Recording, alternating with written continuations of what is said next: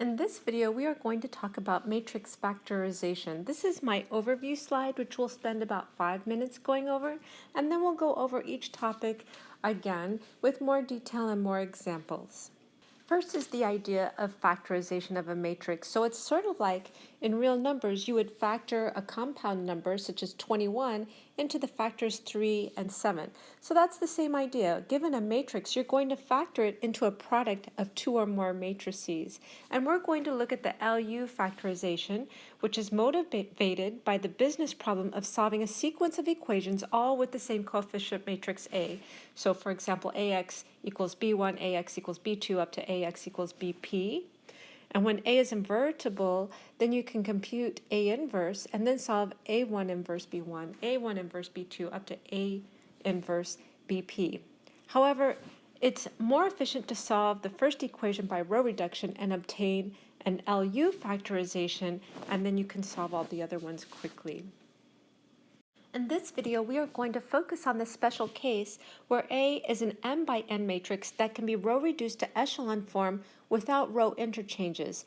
Then A can be written in the form A equals LU, where L is the m by m lower triangular matrix with ones in the diagonal, and L is invertible and called the unit lower triangular matrix, and U, where U is an m by n echelon form of A. So A is equal to the square matrix times this echelon form, and the square matrix is this lower unit, lower triangular matrix.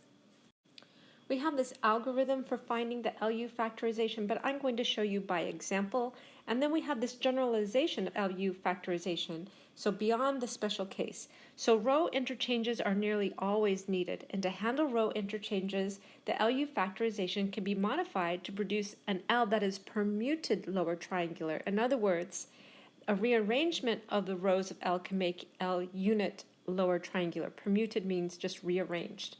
The resulting permuted LU factorization solves AX equals B, except the row reduction LB to IY follows the order of pivots in L from left to right, starting with the pivot in the first column. Anyway, so this is the overview. So let's go through it and go through the examples as well. So backing up, we said we're going to factor a matrix into a product of two or more matrices, and in particular, we're going to factor it into an L matrix and a U matrix, where L is an m by n, a square lower triangular matrix with one in the diagonal, and U is an m by n echelon form. So here I have a drawing of what L and U will look like. L is a square matrix, so I represented it with a 4 by 4, and it's a lower triangular matrix with ones on the diagonal. So here I have ones on the diagonal, and above we have the zeros, and it's lower triangular because underneath the diagonal you can have different values. So each of these asterisks represents some real number. So this lower triangular matrix L is both invertible, and it's called a unit lower triangular matrix, and it's unit because it's one on the diagonal. U then is our m by n echelon form of A. So you row reduce A until you get your echelon form. We have the familiar staircase. Everything under the staircase is 0. And then here we have, I marked off 3 pivot points, which is the first leading entry that's non-zero in each row. And then above each of these pivots, you can have, and also above this 0, you can have different values. That's what the asterisks stand for. And again, this is not a reduced echelon, but just a plain echelon form. So essentially, it's the staircase with the zeros underneath. So before we look at how to calculate L and U, we'll look at the question, well, why are they useful? Why do we want to do this factorization? And the idea is that we can factor into these matrices that are simpler to work with. And what makes them simpler to work with is the fact that they're triangular, all these zeros over here. So essentially, when A is equal to LU, then AX equals B can be written LU times X equals B. And then because matrix multiplication is associative, and remember, X is just a one-column matrix, so it's really a matrix. The vectors are really matrices.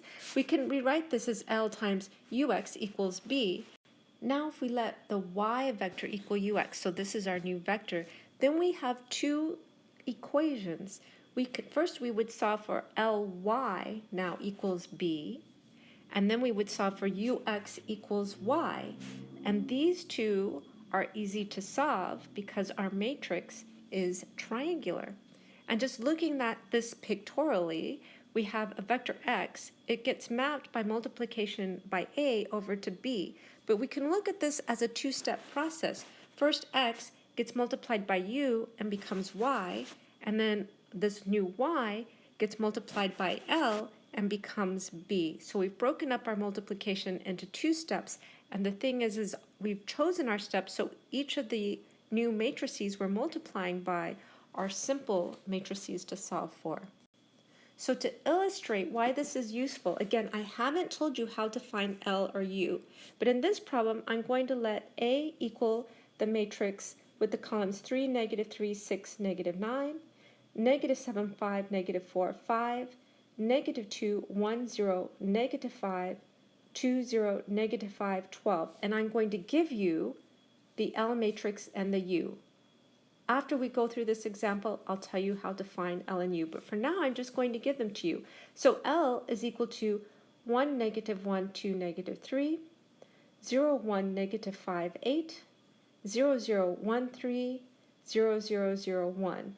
U is equal to 3, 0, 0, 0, -7, -2, 0, 0, -2, -1, -1, 0, 2, 2, 1, -1. And this is equal to L. Again, where is L? Here's our matrix L. And you can see it is lower triangular. It has ones across the diagonal, zeros on the top. It follows this form. And then these asterisks, these are the numbers -1, 2, -3, 5, -5, 8, and 3. Then U, you can see, is an echelon form because we have our staircase here. And you can see all the entries below the staircase are 0. And what we want to do, given that A is equal to LU, we want to solve AX equals B, where B is equal to -9, 5, 7, and 11. Looking at our picture here, so here is B over here, and we multiply by L. We multiply some vector Y by L to get to B. So the first thing we want to do is solve for Y. So I have here written, we're solving for Y. We have the equation, we multiply Y by L to get B. So here's my augmented matrix L and B. So L is 1, -1, 2, -3, 0, 1, -5, 8, 0, 0, 1, 3, 0, 0, 0, 1, and then B is my vector -9, Y, 7, 11. And then I like to remind myself that the first column is associated with x1, the scalar x1, the second column is associated with the scalar x2, the third with x3, and the fourth with x4. So now I can easily solve this. I'm going to start from the top, and I can easily solve it because of all these zeros here, because it's lower triangular. It's a triangular matrix. So I'm going to start from the top and say that x1 is equal to 9. Oh, and I wrote x here, but the vector we're solving for is not x yet, it's y, so I should have written y down here. Our next equation says -y1 plus y2 is equal to 5, or in other words, y2 is equal to 5 plus y1, and y1 is -9, so y2 is equal to -4. y3 now is going to be equal to 7 plus 5y2 minus 2y1. Plugging in for y2, -4 for y2, and -9 for y1, we're going to get y3 is equal to 5. And then finally we have our last equation says that y4 is equal to 11 plus 3y1 minus 8y2 minus 3y3. And then I plug in for y1, y2, y3, and I get y4 is equal to 1. So my y vector here is -9, 4, 5, 1. And that's this vector here that I solved for. When I multiply y by L, I get B. So the next step I need to look at is solving for x. So it's u times x, multiplying u times x will give me my y over here. So I'm writing that down. Again, I'm solving for x, and I'm multiplying by u times x is equal to y. So I have u, where is my u matrix? Here.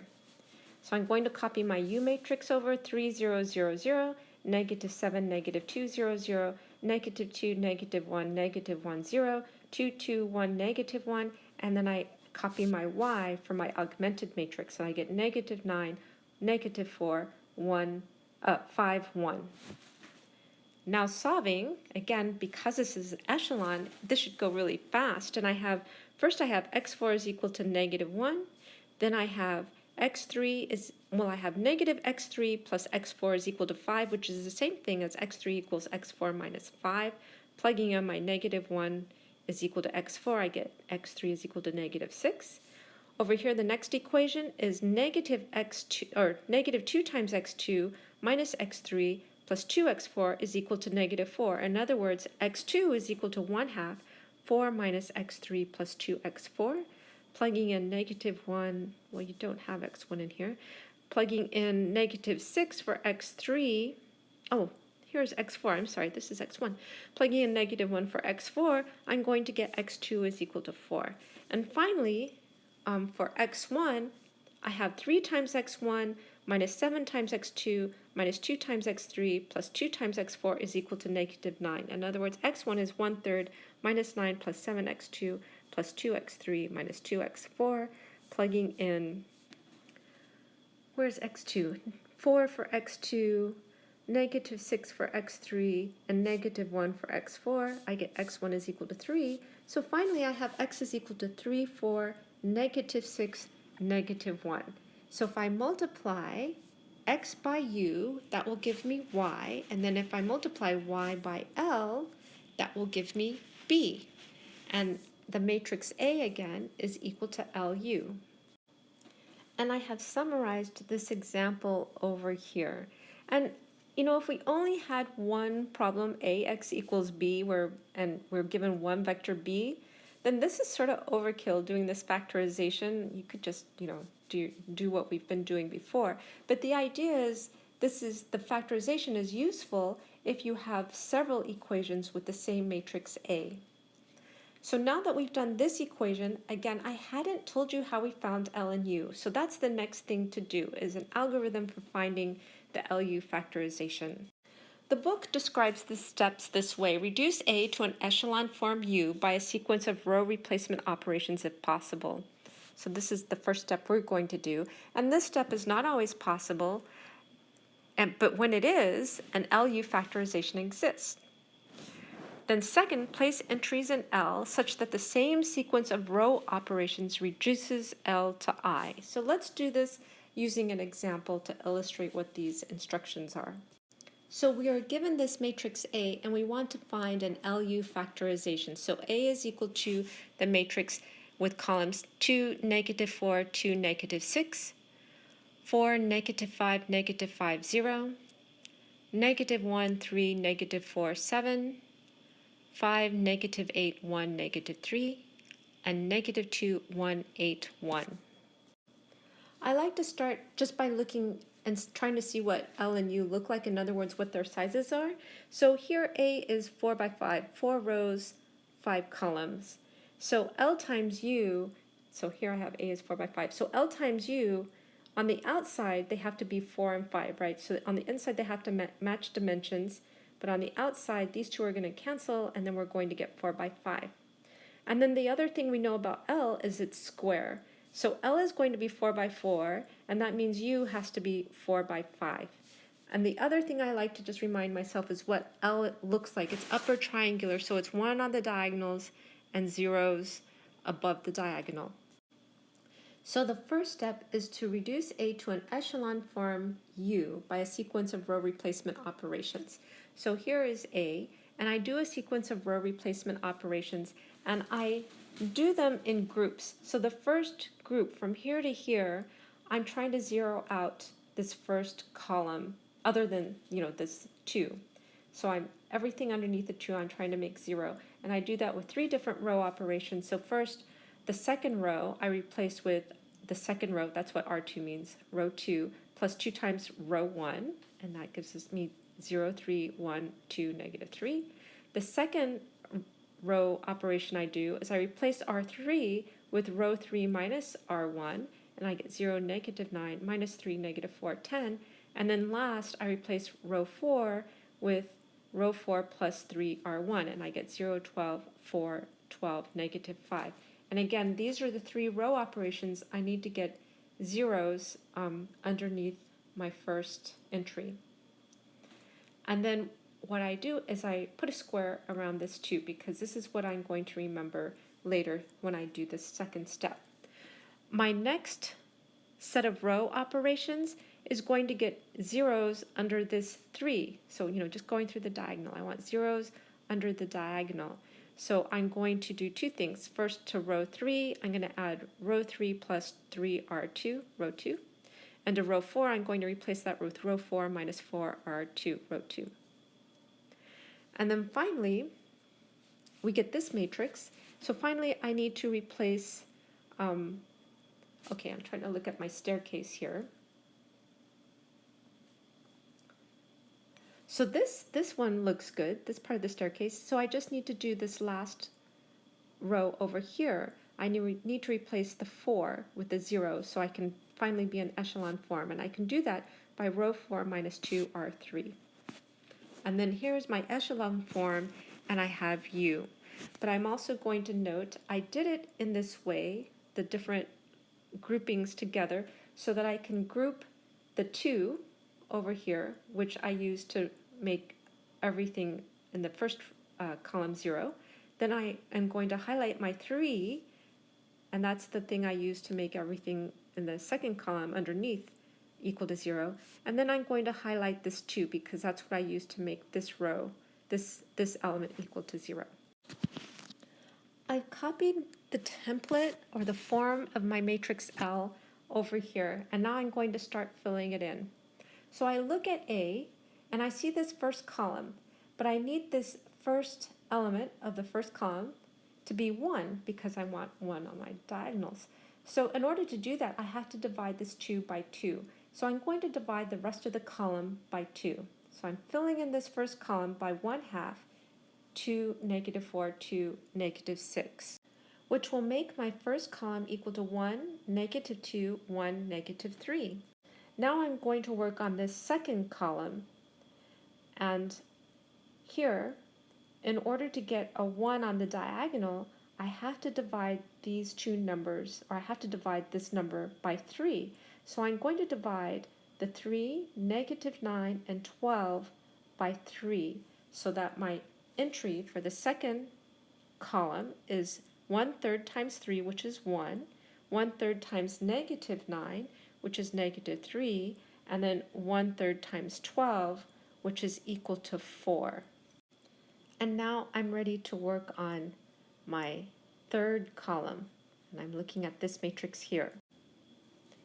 And so on the lower diagonal, again, here, I only need these two numbers here.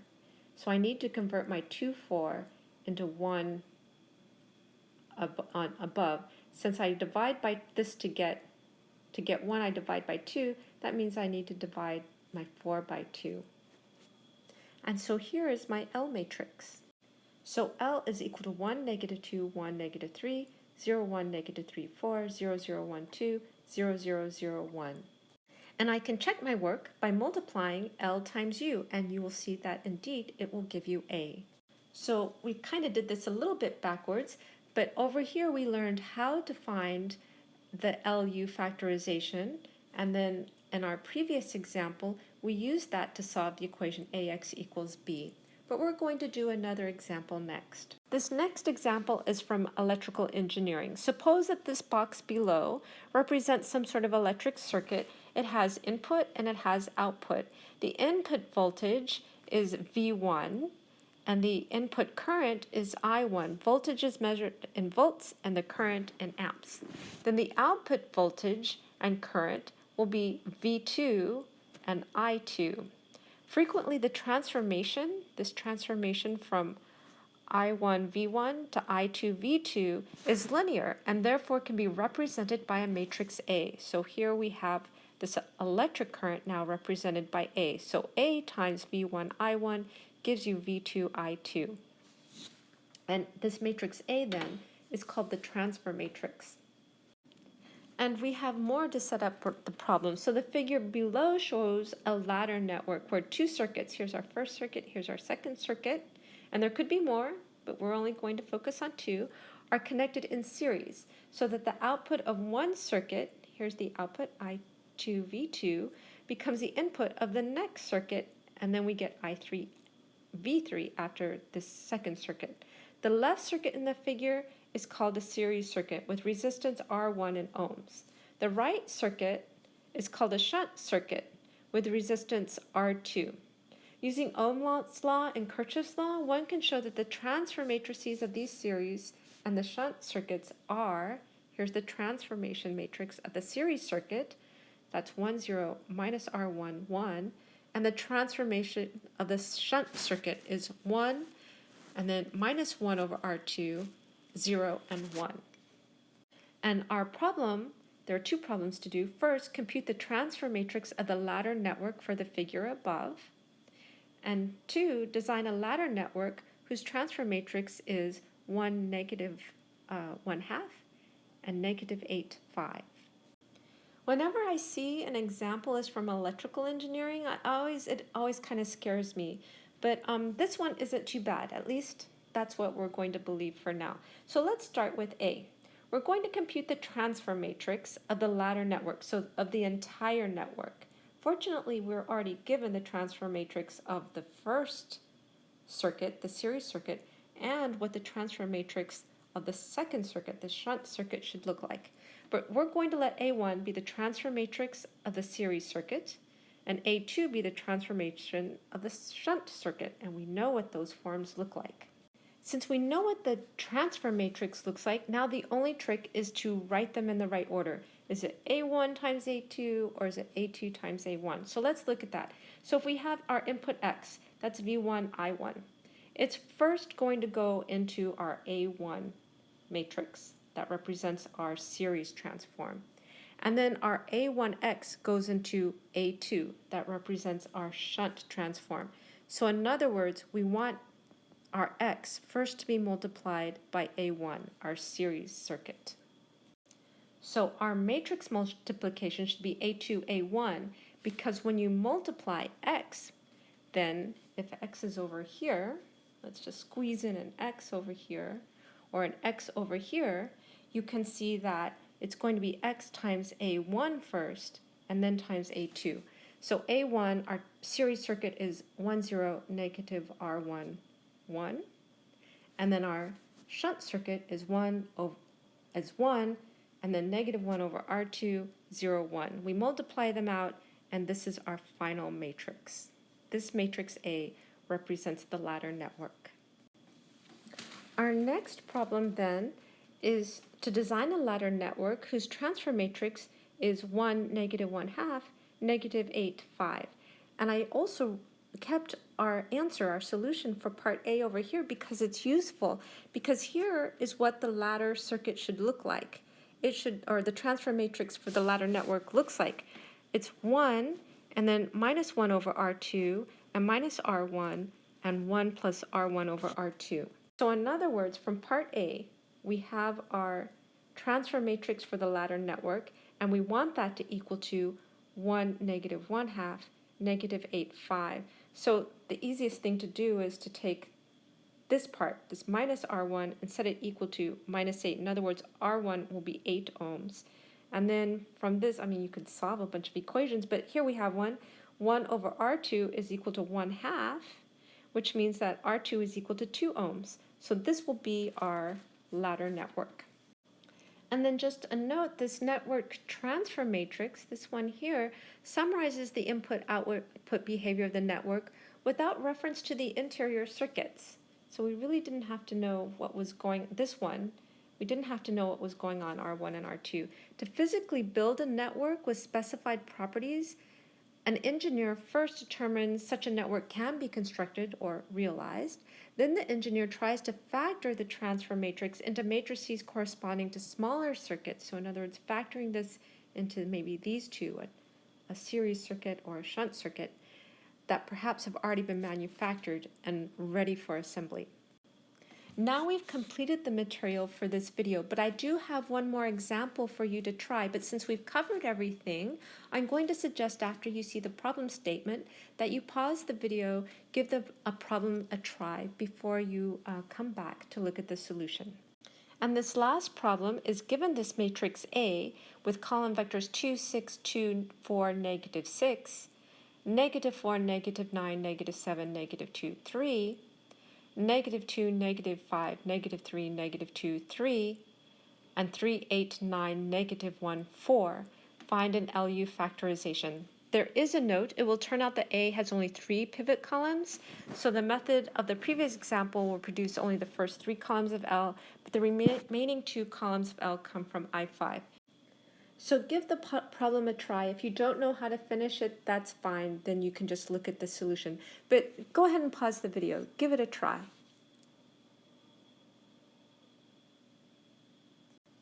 Here I have A, and I row reduced it to this echelon form, and that will be equal to U. And the first thing I did is I took my first column, and I did all the row reductions so that I could have zeros underneath my first element of my first column. So I had 4 row substitutions. Then I looked at this next column. I want to row reduce everything underneath the second entry in the second column to 0. So I had 3 row operations in order to get zeros underneath this second element. Then I looked at the third column. Actually, it already had zeros under the third element. So then I looked at the fourth column, and I want to take then my next pivot, and I want to make zeros underneath. So I had to have 2 row operations on row 4 and row 5 to get zeros underneath my last pivot. And then I highlighted or I circled my pivots. Next, I wrote the form of L, so it's 1's on the diagonal, 0's on top. And I look at my first column. To get 1, this 1 over here, in my first row, first column, I have to divide this 2 by 2. So I'm going to divide the entire row by 2 now. So I have 1, 3, 1, 2, and negative 3. Now I look at this matrix. To make this the 1 that I need over here, I need to divide by 3. So I'm going to divide the rest of this row, or the rest of this column, sorry, by 3. So I'm going to get 1, negative 1, 2, negative 3. And then here, this one here, what did I do? Oh, this one. I came to this next pivot column, and I need this 5 to become a 1. So I divided it by 5, and I divide the rest, everything underneath it, by 5 as well. So I'm going to get 1, negative 1, 2. And now to finish the matrix, that's what this statement here is. The remaining 2 columns, because we need these 2 columns, come from I5. In other words, this is what I5 is. Just take the last 2 columns of I5 and plug it in. And so here is our matrix L. And I will leave it to you to do the multiplication, the L times U, and to see that it does indeed equal A. Or you can take my word for it. So to review what we covered, we looked at matrix factorization, which is analogous to factoring real numbers. So if, like, you have the number 12, you can factor it into 4 times 3, or you can factor it into 2 times 2 times 3, and other factors as well.